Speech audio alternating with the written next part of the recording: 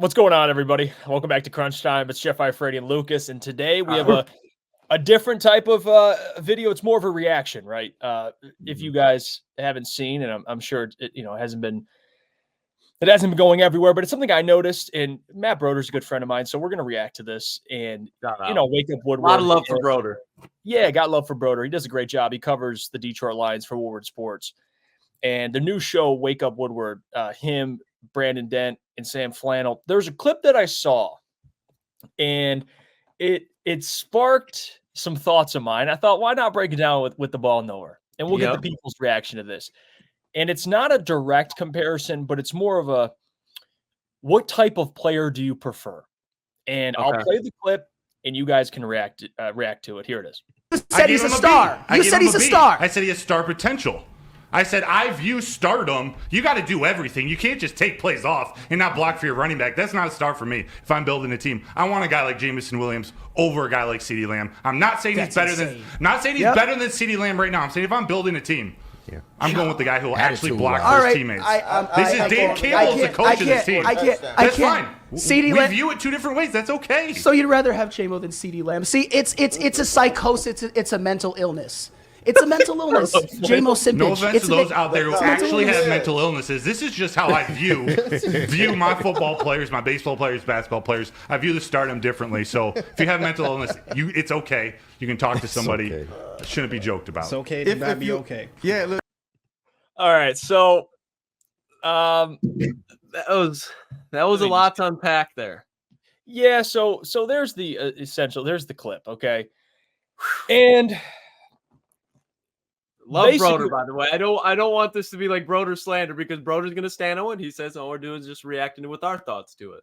Yeah, everyone has opinions. So we don't want any of that to come off like this. But man, there's no way. I'll just put it like this: there's no way. No. And this, I don't want to sound like a J-Mo hater, but you are out of your damn mind if you would rather have Jameson Williams over CeeDee Lamb. Could you imagine Amon-Ra, St. Brown, and CeeDee Lamb next to each other? Who is covering that? There's no way you're stopping that on top of what already is. Jameson Williams, good, could potentially be great player. But CeeDee Lamb, we're talking about a guy who just had how many yards, Jeff? How many yards did he have this year? Over 1,700 yards this season. Go ahead. I'm sure you have the stats. Just read the stats. Yeah, he was first in catches, second in yards, and third in TDs. This season, he had over 130 catches, 1,700, almost in 50 yards, 12 TDs. But here's the thing, and I want to give Broder the benefit right now. Which into my statistics bag. But I want to give Broder the benefit of the doubt, because I think his point was he's not a better player, but he prefers the type of guy that'll block for his teammates. Okay, and I'll just say this. I don't give a shit, to be honest with you, because you have a guy like Amon-Ra St. Brown who's already a great blocker. So for J-Mo versus CeeDee, it's very different. CeeDee, the Dallas Cowboys rely on CeeDee to carry them offensively. So for whether CeeDee Lamb blocks or not, it isn't no one's concern. Now for J-Mo, he's more of your wide receiver 3. He's working more in the rotation. Like he has to give effort in every area. That is what is required of him. For CeeDee, they're not saying CeeDee, you have to be an elite blocker. Like CeeDee's was second in the league in yards. Like I don't think they really give a shit if he blocks or not. Yeah. You'd prefer it, right, Lucas? Like you'd prefer it to be great. But if CeeDee, they're not correlated. Like you can't, and that's why for Sam, I love Sam because he always gives the greatest reactions. But I can see where he's coming from too, which is like, dude, like if Jameson Williams was putting up those numbers, I really don't care, quite frankly, if he blocks. Like even Amon-Ra St. Brown, like we love Amon-Ra because he blocks. But let's be honest, if he wasn't a great blocker, Lucas, would you give a shit? No, like it'd be like, all right, we need to go find like a Jawan Jennings, like a guy like that that will block. And it's like you find that weakness. But even like Josh Reynolds, Sam Laporta, there's a lot of guys that can run block for this team. And I don't even think Jameson Williams would need to put up CeeDee Lamb numbers to be there, just because CeeDee Lamb doesn't have anybody else there. Right. But just look at what CeeDee Lamb has done since he's entered the league. And you're telling me that you'd rather have Jameson. I get that the argument that he might be a better fit, but that's just because you don't have a CeeDee Lamb. We don't have a true X wide receiver on the Detroit Lions. Amon-Ra St. Brown is the number 1 wide receiver, but he's not an X wide receiver.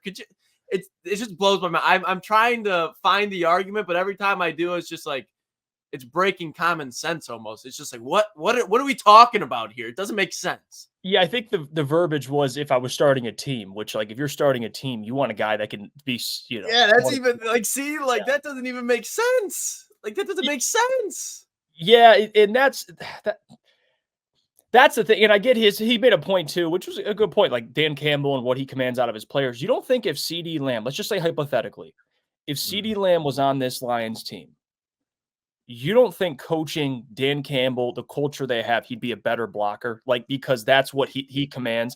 Like in Dallas, he can get away with it because he's so damn talented. And they're like, CeeDee, if you're going to carry us in offensively, I really don't care what you do. There's part of that too. Like, I think if CeeDee was in this culture, the culture affects that. Like, you remember in past Lions regimes, no one gave a damn about blocking, but this Dan Campbell and what they're doing, they want receivers to block. And of course, players set that tone. And Amon-Ra St. Brown's a great blocker. But dude, like CeeDee Lamb, you look at the all-time great wide receivers. It's not like you're looking at an all-time great and you're like, was he a good blocker? Jerry Rice, like I'm sure he was a decent. You've never even heard about Jerry Rice or blocking. So I'm not sure if he was a good blocker. Not sure if he wasn't because I wasn't there to watch him because no one talks about the block. They talk about all the records he set in the Super Bowl rings. Randy Moss, dude probably could block his ass off. He was 6'5" and could run any route that you wanted him to. Right. That's what you know him for. You don't know him for the blocker.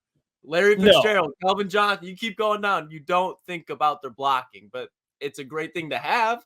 To your point, it's nice to have, but it's not essential if you have other guys on the field that can do it. If you have a guy that, because obviously you need a block outside of the wide receiver in the NFL, but if you can get 1,700 yards, they'll find a way to go get that Michael Gallup that's really good at blocking, that puts up about 400 yards, and that's how you kind of piece that together. So that's where you leave it, man. That's where you leave it. If you're starting a franchise and you would take JMO over CeeDee, I would just look you dead in the eye and ask you if you're okay. Is everything okay? Because that's just a hill that I don't see how you can stand on. And if you've been following Jeff and I for the longest time, you know we're not JMO haters. Like we love JMO. Like so, we don't want any of this to come off as JMO hate. No, let's just be real here, man. Just stop the cap. Just be real about it. Just be real. Yeah, and again, like I love those guys. Like we love Broder, but like we disagree. Like I don't see it that way. I think if you're saying what do you value more, to me it's always I don't know, receptions, yards, touchdowns. Like that's what I value. And CeeDee has been he's one of the best in the NFL right now. Now, if you want to ask me St. Brown or CeeDee, then we can have we can have what's your flavor? I would choose St. Brown just because he's reliable. I love St. Brown. So we have our preferences, but to say JMO versus CeeDee, it is not even there. It's not even a debate. Like that's why we say we love JMO, but like it's just funny that it wasn't even a debate. I think they gave JMO a grade for this season, and I wanted to ask you a grade for the season, for me at least. And I love JMO, but if we're giving out a grade for JMO this season, you have to give him like a C, to be honest with you. I was going to say like a C, C+. Yeah, like C as in like, hey, he was fine. He showed flashes. But if you're giving this man anything above a C, you're really finding a way. Like you're really digging deep because production, yes, he's improved, but he was suspended. He played really well in the NFC Championship game, but I don't want that to dictate the entire grade. So I'd give him a C. That's what gives it like the C+.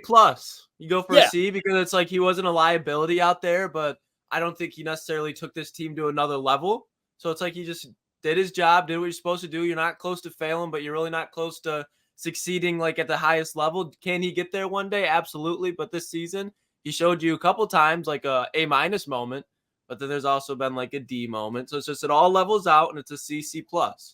Yeah. And I think that's fair. And overall, I think JMO, we're excited for his future. But Broder, love you. We disagree with you. That's what we'll leave it out. Love, bro.